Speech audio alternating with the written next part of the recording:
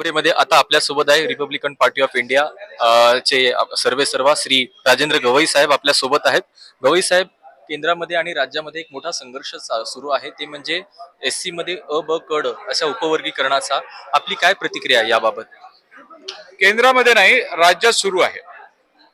केंद्रामध्ये जर आपण बघितलं तर कर्नाटक आणि तेलंगणा ज्या ठिकाणी दोन्ही ठिकाणी काँग्रेसची सत्ता आहे, तिथं काँग्रेसच्या सरकारच्या मुख्यमंत्र्यांनी उपवर्गीकरण सुरू केलेलं आहे.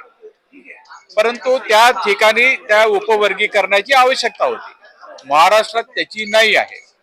जेव्हा चंद्रचूडची जी कमिटी आहे, त्या कमिटीने जेव्हा निकाल दिलेला होता, अनेक जज त्याच्यामध्ये होते, त्यांनी निकाल असा दिला होता की उपवर्गीकरण हे आवश्यक जरी असलं तरी प्रत्येक राज्यामध्ये आवश्यक नाही आहे. उपवर्गीकरणाला त्यांनी सहमती दिली, परंतु प्रत्येक राज्यामध्ये उपवर्गीकरण झालं पाहिजे असं त्यांनी कुठेही नमूद केलेले नाहीत. त्यांनी अटी टाकल्या आहेत. त्या अटीप्रमाणे या महाराष्ट्रामध्ये उपवर्गीकरणाची कोणतीही गरज नाही आहे. दीक्षाभूमीचा प्रश्न आहे. दीक्षाभूमीमध्ये सुद्धा मोठ्या प्रमाणात वाद उफळून येत आहे. आपण त्याचे ट्रस्टी देखील आहात. आपण कशा प्रकारे पाहता या वादाकडे?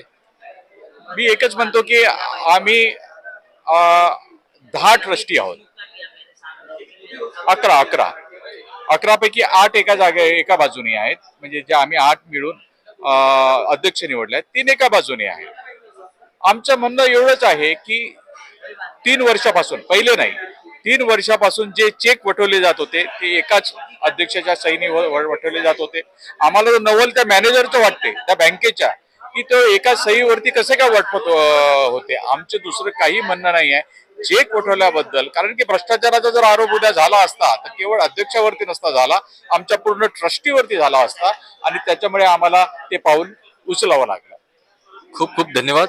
हे होते राजेंद्र गवई साहेब. कॅमेरामॅन शफिक सातविलकर सह अभिजित कुलकर्णी, रिअल खबरे.